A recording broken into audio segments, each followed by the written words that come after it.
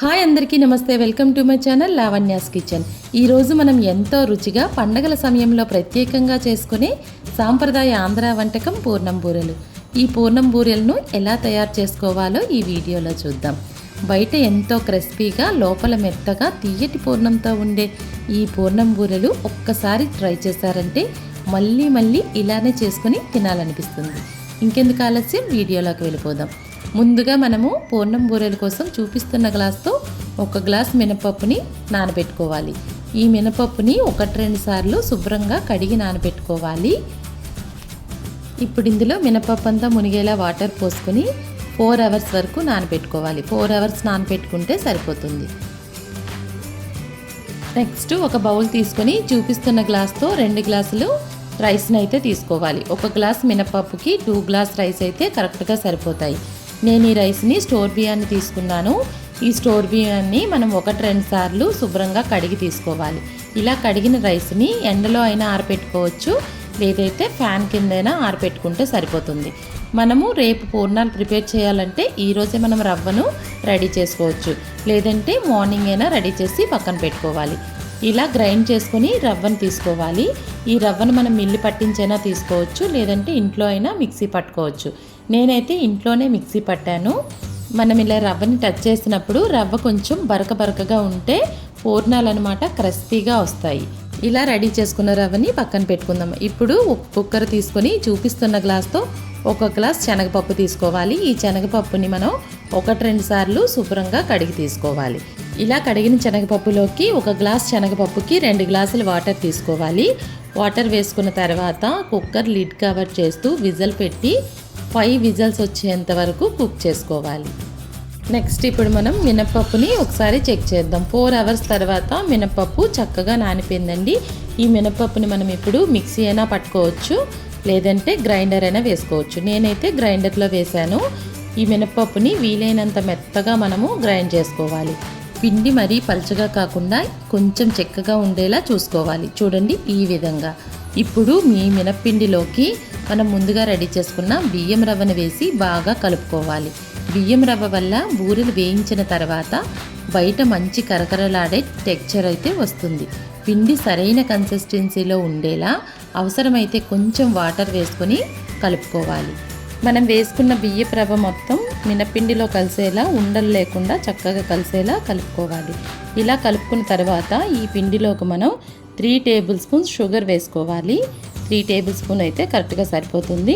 1 tea spoon salt వేసుకొని sugar salt మొత్తం కలిసేలా ఒకసారి కలుపుకోవాలి. ఇందులో బెల్లమైనా వేసుకోవచ్చు. బెల్లం వేసుకుంటే బూరెలు కలర్ చేంజ్ అయిపోతుంది. ఇలా షుగర్ వేసుకున్నామంటే బూరెలు మంచి రంగులో వస్తాయి.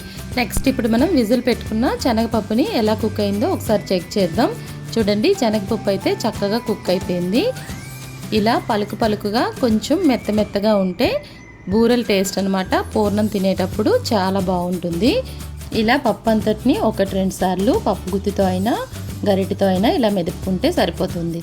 ఈ శనగపప్పుని మనం అస్సలు నానబెట్టాల్సిన పని లేదండి. ఇలా మనం వెంటనే కుక్కర్లో వేసేసుకుని 5 విజిల్స్ కొట్టేసుకుంటే ఇలా వచ్చేస్తుంది. ఇప్పుడు స్టవ్ ఆన్ చేసుకుని స్టవ్ పైన కడాయి పెట్టి చూపిస్తున్న గ్లాస్తో 1 గ్లాస్ బెల్లం అయితే సరిపోతుంది. 1 గ్లాస్ శనగపప్పుకి 1 గ్లాస్ బెల్లం సరిపోతుంది. కొంచెం వాటర్ పోసుకొని బెల్లం అంతా కరిగేలా కరిగించుకోవాలి. ఇలా బెల్లాన్ని నలకలు ఏమైనా ఉంటే ఒకసారి ఈ బెల్లం వాటర్ వడగట్టుకునైనా తీసుకోవచ్చు. నా బెల్లం అయితే ప్యూర్గా ఉంది కాబట్టి నేనేమి చేయట్లేదు. నెక్స్ట్ ఇలా బెల్లం అంతా కరిగిన తర్వాత మనం ముందుగా రెడీ చేసి పెట్టుకున్న శనగపప్పుని ఈ బెల్లంలో వేసుకోవాలి. ఈ బెల్లం పాకంలో వేసుకొని శనగపప్పు బెల్లం చక్కగా ఒకే దగ్గర పడేంత వరకు కుక్ చేసుకోవాలి.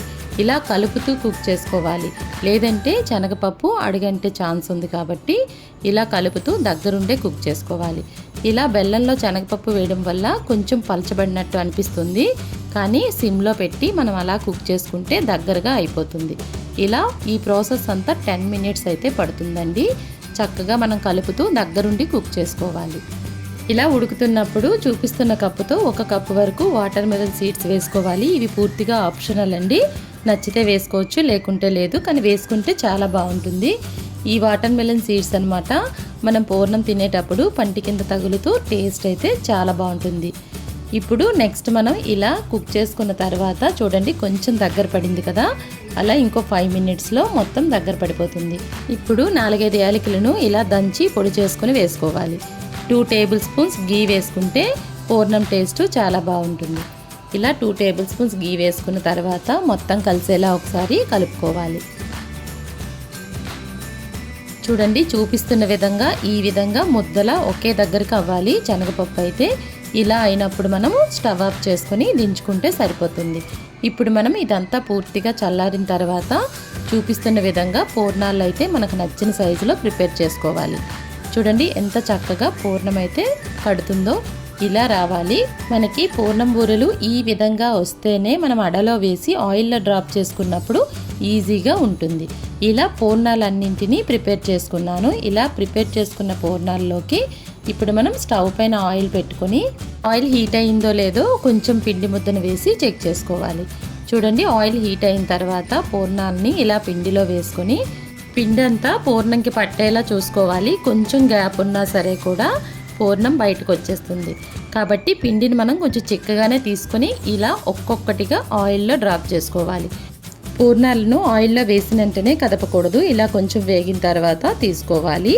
కళాయిలో ఆయిల్ మాత్రం ఎక్కువగానే వేసుకోవాలి. బూరంతా మునిగేలా ఆయిల్ వేసుకుంటే మనకి బూరెలు ఈజీగా వచ్చేస్తాయి. మనం బూరెలు వేయించినప్పుడు ఫ్లేమ్ని మీడియం ఫ్లేమ్లో పెట్టి చూసుకోవాలి.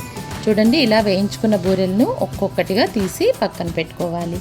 చూడండి బూరెలు అయితే మంచి గోల్డెన్ కలర్లోకి వచ్చేసాయి.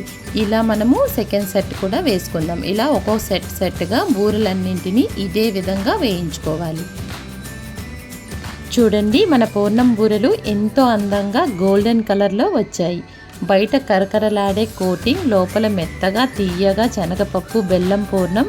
ఒక్కసారి తింటే మళ్ళీ మళ్ళీ తినాలనిపించే అంత రుచిగా ఉంటాయి. పండుగల సమయంలో కానీ ప్రత్యేకమైన రోజుల్లో కానీ ఈ పూర్ణం బూరెలు తప్పకుండా ప్రయత్నించండి. ఈ రెసిపీ మీకు నచ్చితే వీడియోకి ఒక లైక్ చేయండి. మీ ఫ్రెండ్స్ అండ్ ఫ్యామిలీ మెంబర్స్తో షేర్ చేయండి. మరిన్ని ఇలాంటి సాంప్రదాయమైన రుచికరమైన వంటకాల కోసం please do subscribe my channel, share and like for more videos. Thank you for watching.